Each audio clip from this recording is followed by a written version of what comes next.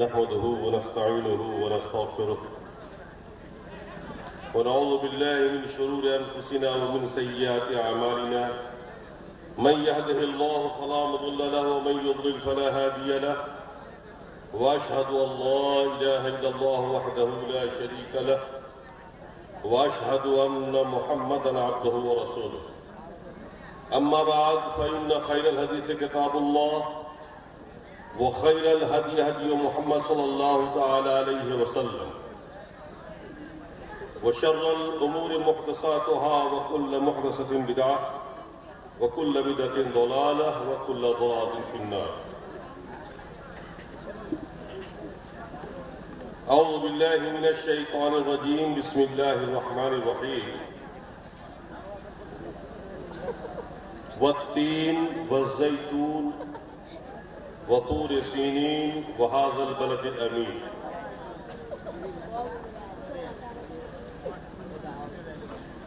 لقد خلقنا الإنسان في حسن التقدير ثم رددناه أسفل سافلين إلا الذين آمنوا وعملوا الصالحات فلهم أجر غير ممنون. فما يكذبك بعد بالدين أليس الله بأحكم الحاكمين.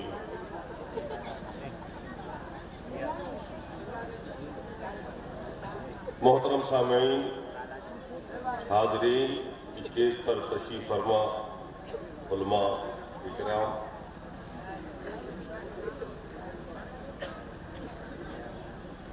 آپ کے حکم پر میں اسٹیج پہ آیا، لیکن میں کبھی کھانا کھا کے تقریر نہیں کرتا ہوں، اس لیے میرے لیے بڑا بھاری ہو گیا ہے۔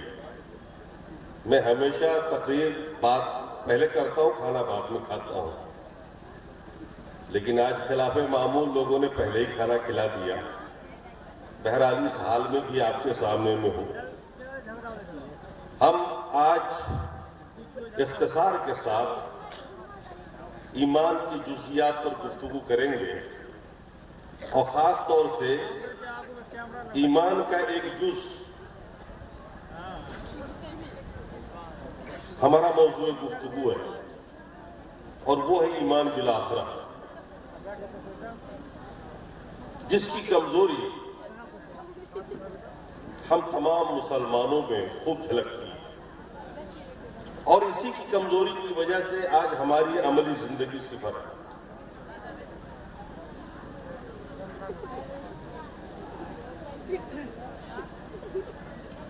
مجھے یہ لگتا ہے کہ ہم اہل حدیث بھی رسمی مسلمان ہیں، رواجی مسلمان ہیں، بغیر غور اور تحقیق کے نسلاً آپ نے اسلام کو قبول کیا ہوا۔ یقین جانیے، اسلام وہی آپ کو نجات دلا سکتا ہے، یا وہی اسلام نجات کا باعث ہے جس کو آپ سمجھ کر قبول کریں۔ ہمارے جو اعمال ہیں اس وقت مسلمانوں کے، ان سے یہ صاف لگتا ہے کہ یوم جزا قیامت پر ہمارا اور آپ کا ایمان بس رسمی سا کہ جزا اور سزا کا دن ہے۔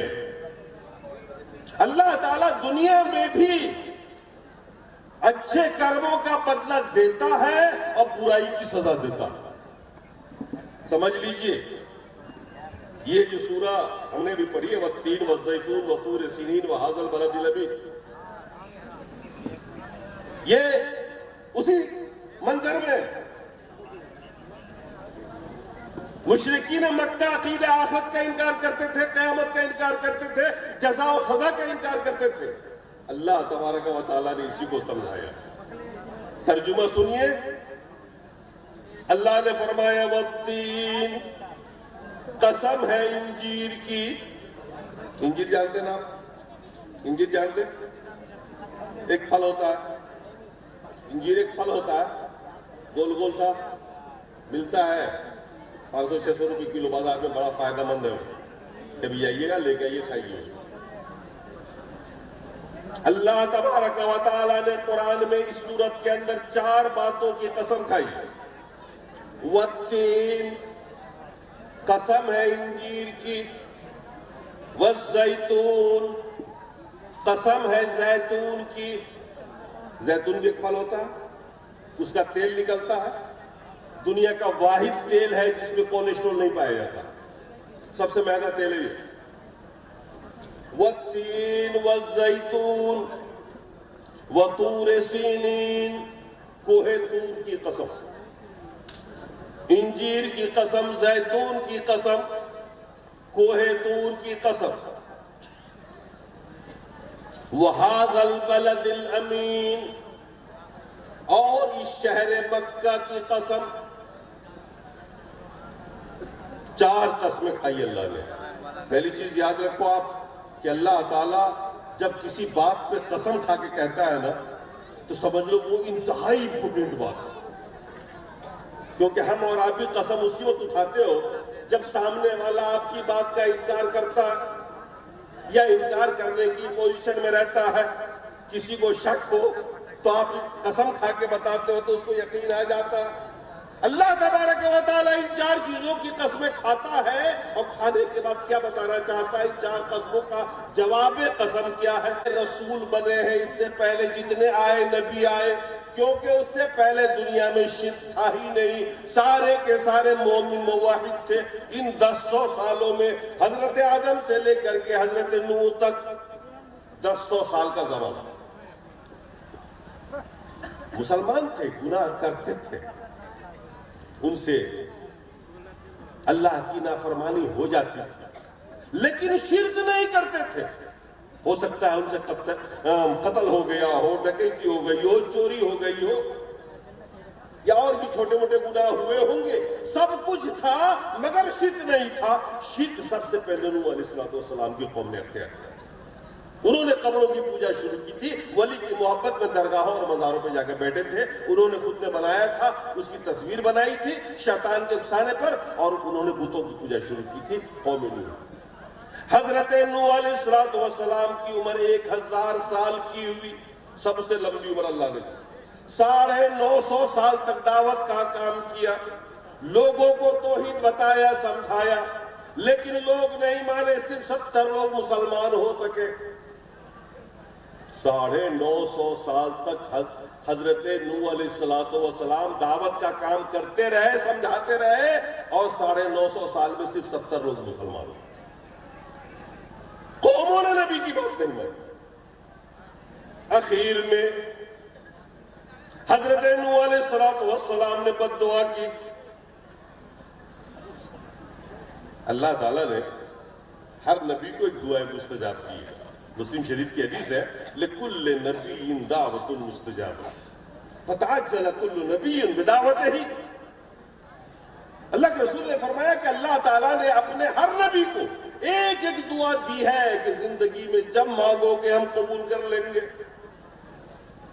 چنانچہ ہر نبی نے اپنی دعا کا استعمال اپنی زندگی میں کیا۔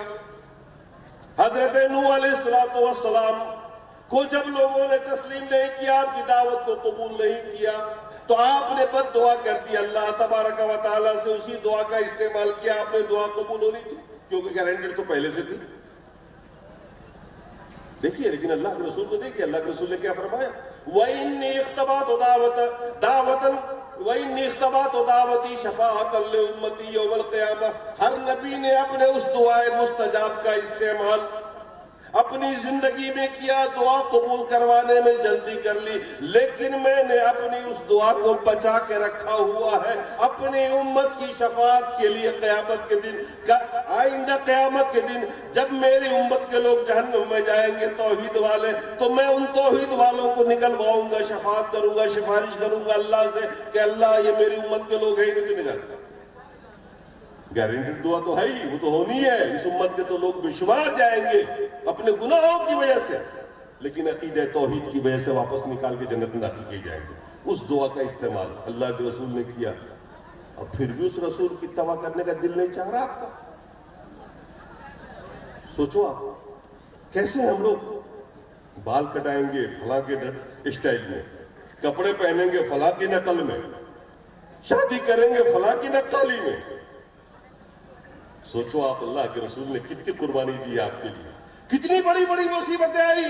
طائف کے سفر میں موقع بموقع آپ کے قتل کی پلاننگ کی، آپ نے دعا کا استعمال نہیں کیا. آپ بھی چاہتے ہیں تو دیگر نبیوں کی طرح اس دعا کا استعمال کرتے.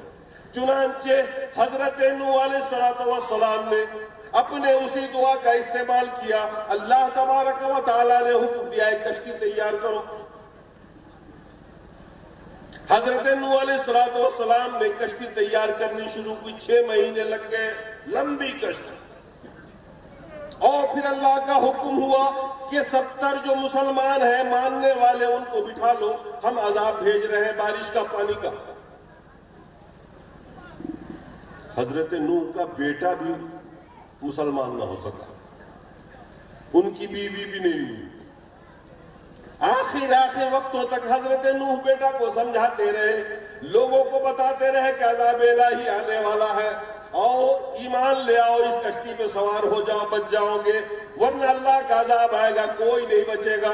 لوگ نہیں مانے، مذاق اڑاتے تھے. آپ کشتی جو بناتے تھے تو لوگ مذاق اڑاتے تھے. اور پھر جب وقت متعین پورا ہوا، کشتی تیار ہو گئی، بارش شروع ہوئی، پانی نیچے سے ابلنا شروع ہوا، زمین بھر گئی، پانی اونچا ہونے لگا، کشتی اٹھنے لگی. سارے مسلمانوں کو حضرت نوح نے سوار کر لیا. اب لوگ بھاگ رہے ہیں اونچائی کی طرف، پہاڑوں کی طرف. اللہ کے رسول حضرت نبی نے، حضرت نوح نے اپنے بیٹے سے کہا تو اب بھی مسلمان ہو جا. کمر بھر پانی میں کھڑا ہے، کہہ رہا پہاڑ پہ چڑھ جاؤں گا. کہا نہیں بچے گا، پہاڑ بھی ڈوب جائے گا. لیکن بیٹا نہیں مانا. جب ڈوبنا لگا بیٹا تو حضرت نوح کو بڑا رہبایا باپ تھے نا، اللہ سے دعا کی، اللہ ایسے وقت میں بھی تو کم از کم ہمارے لیے تو میرا اہل ہے، میری اولاد ہے. اللہ نے ڈانٹ دیا، کہا شرک کرنے والا تیرا اہل ہو ہی نہیں سکتا، مت دعا کر اس کے بارے میں. اور آخرکار باپ کے سامنے بیٹا ڈوبا، شرک کرنے والا ڈوبا، پوری قوم ڈوب گئی.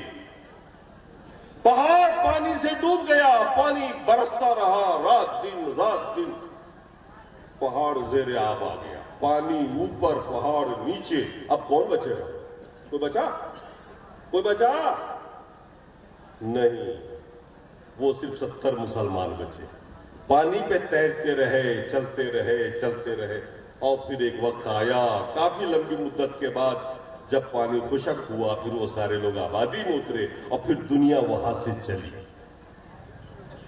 اللہ تبارک و تعالیٰ نے قسم کھائی ہے، والتین، قسم ہے انجیر کی قسم نہیں. دراصل انجیر جس جگہ پیدا ہوتا ہے اس جگہ کی قسم، کیونکہ اس جگہ پر اس دنیا میں ہی اچھوں کو، نیکوں کو نیکی کا بدلہ ملا اور بروں کو برائی کا بدلہ ملا.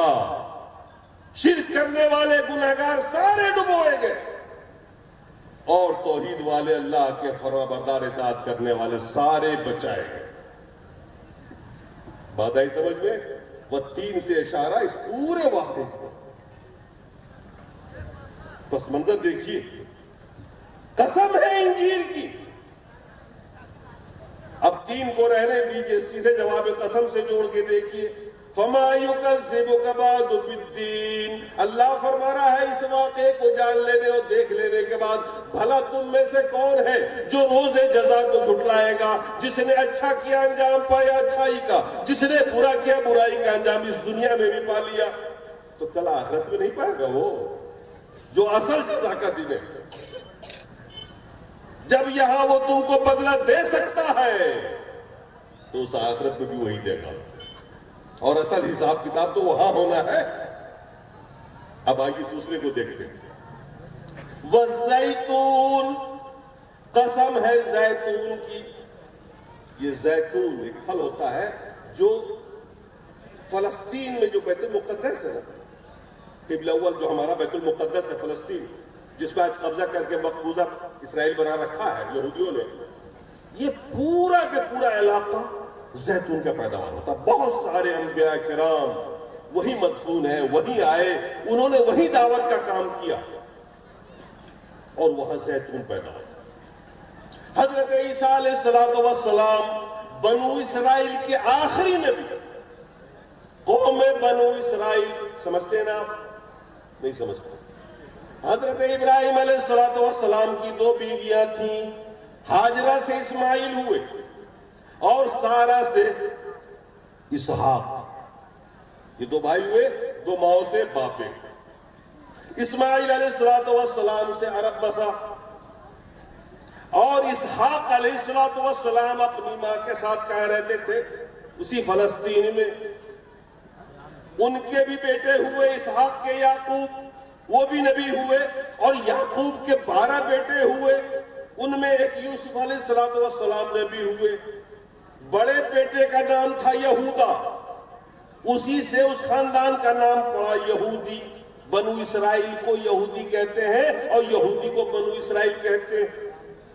آج یہودی ہے نا دنیا میں, آج تو ایک ملک میں جا بسے ہیں, 62-63 لاکھ کی آبادی ہو گئی ہے, ورنہ پوری زندگی بھاگتے رہے اور خانہ بدوشوں کی زندگی گزارتے رہے. آپ کے گاؤں میں بھی آیا ہوگا, ڈیرا ڈالا ہوگا, وہ زمانہ دیکھا ہوگا نا, اپنے لوگ آتے ہیں کسی گاچھی میں, کہیں چوک چوراہے پہ, کروڑی ہم لوگ کہتے ہیں اس کروڑی, اس طرح زندگی گزاری بنو. اللہ کے رسول صلی اللہ تعالی علیہ وسلم جس سال اپنے ماں کے پیٹ میں تھے, حمل میں تھے اپنی ماں کے, اسی سال کا واقعہ ہے.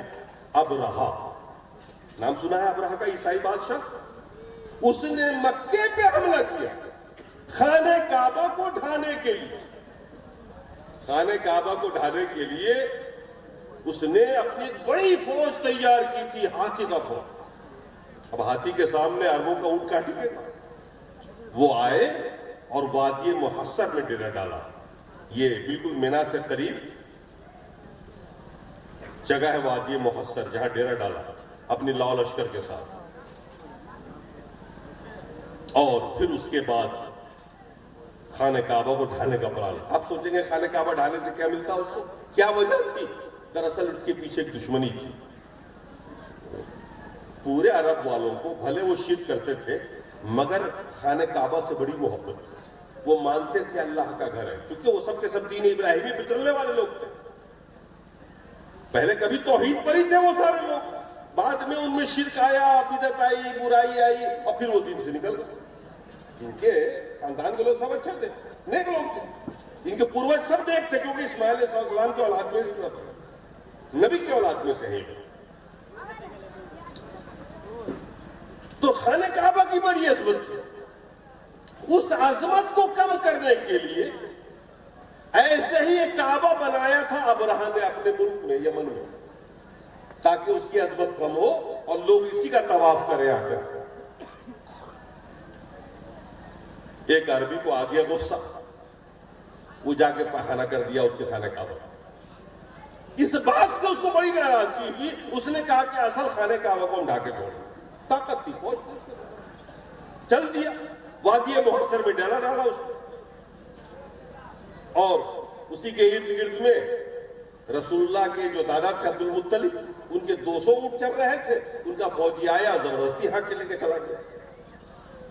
عبد المطلب گئے, بادشاہ نے بڑے احترام سے بٹھایا, کہا مکے کا سردار ہے, یہ آئیں گے ہم سے معافی مانگیں گے, کہیں گے حضور مت ڈھائیے میرے خانہ کعبہ. بادشاہ نے پوچھا کیوں آئے ہو, کیا بات ہے؟ کہا کہ میرے 200 اونٹ آپ کے فوجی حق کے لے آئے ہیں, میں تو اپنے اونٹ کے لے آیا ہوں. اس بادشاہ نے ابرہہ نے کہا کہ آپ کی بڑی عزت میں نے کی, اپنے تخت سے اٹھ کے نیچے بیٹھ گیا, آپ کے سامنے بیٹھا ہوں آپ کے ساتھ. میں سوچا تھا کہ آپ خانہ کعبہ بچانے کے لیے آئے ہوں گے, تو 200 اونٹ کی بات لے کے آئے. بڑا پیارا جواب دیا تھا عبد المطلب نے, کہا تھا میں 200 اونٹ کا مالک ہوں, اس گھر کا بھی کوئی مالک. دیکھیے شرک کرنے والے لوگ تھے, مگر اللہ پر کتنا مضبوط ایمان تھا. آج ہمارا آپ کا بھی ایمان اتنا بھی مضبوط نہیں لگ رہا. کیا کہا عبد المطلب نے, میرے 200 اونٹ ہے, میں 200 اونٹ کا مالک ہوں, اس گھر کا بھی کوئی مالک ہے. وہ اپنے آپ بچا رکھا, اپنے 200 اونٹ دے دیے, بادشاہ نے ان کے لے کے چلے آئے. مکے والے 200 بہت کمزور تھے. عبد المطلب نے سارے لوگوں کو جمع کیا, کہا مکہ چھوڑ دو, چلو پہاڑوں پہ چلو. اللہ کے رسول کی ماں جو جس وقت آپ حالت عمل میں تھے، یہ سارے لوگ اس وقت نکل کے مکہ کے بالائی حصے میں چلے. عبد المطلب نے کہا مجھے یقین ہے وہ اللہ عذاب ضرور بھیجے، اپنے گھر کو وہ ضرور بچائے. لیکن کتنا یقین تھا، کیونکہ ان کے پاس طاقت تھی نہیں کہ ابراہ کے سامنے ٹک سکے، لڑ سکے اس سے. چنانچہ یہی ہوا، سارے مکے کے لوگ چلے گئے.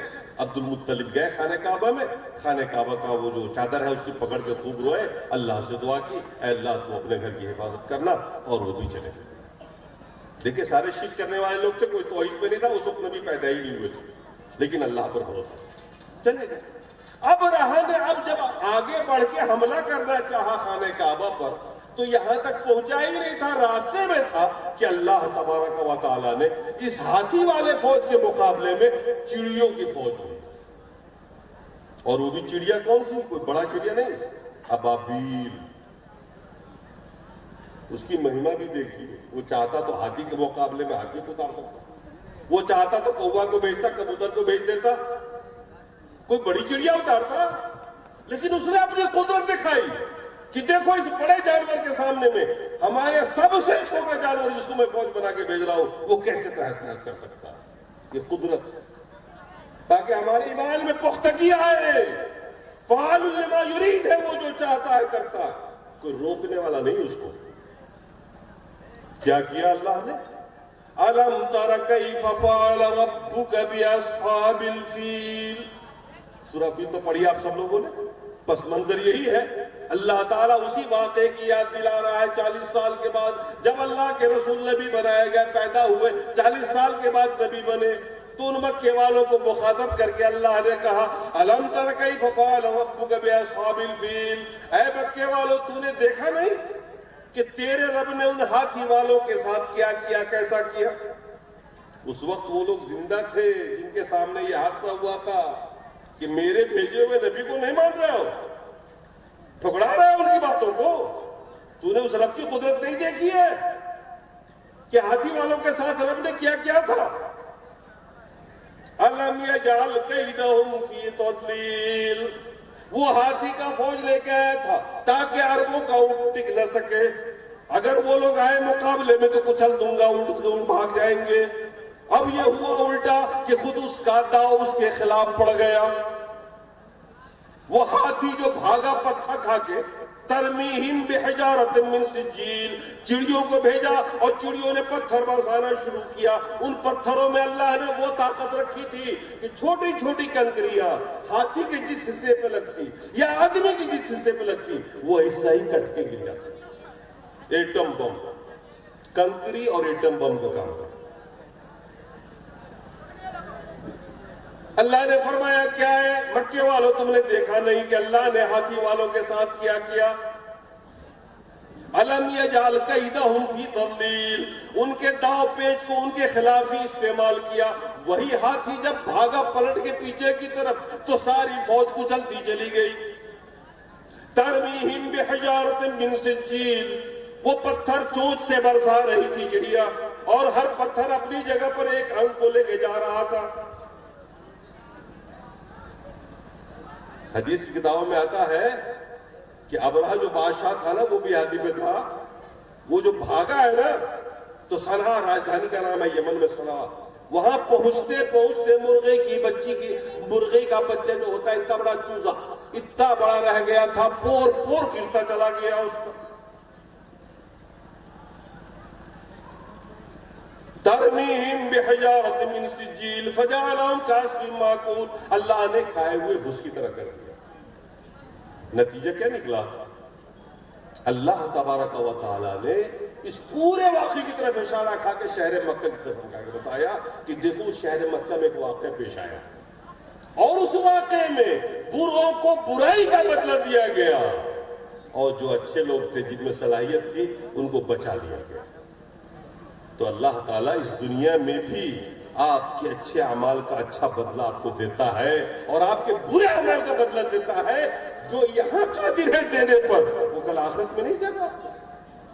لہذا اس دن پر یقین رکھیے، اس جزا اور سزا والے دن پر یقین رکھیے جب آپ پڑھتے ہیں الحمدللہ رب العالمین الرحمن الرحیم مالک یوم الدین، روز جزا کا مالک تیرے سامنے کھڑا تیری عبادت کر رہا ہوں، اور جب آپ کو یقین ہوگا اس بات کا کہ آپ جواب دہی کی زندگی گزار رہے ہیں، تو آپ گناہوں سے بچیں گے، آپ کے اندر ایمان مضبوط ہوگا، آپ اپنے آپ کو اچھا بنائیں گے، آپ غیبت چغلی جتنی بھی برائیاں ہیں ہر برائی سے بچیں گے، اور اللہ کے لیے اخلاص، اس کی انقیاد کا جذبہ آپ میں پیدا ہوگا، شرک سے دور ہوں گے آپ، اور اس کی باتوں کو اس کے رسول کی اتباع کریں گے آپ، تب جا کر کے آپ اچھے مومن ہوں گے۔ اللہ تبارک و تعالی ہمیں اور آپ کو ان باتوں پر عمل کرنے کی توفیق عطا فرمائے۔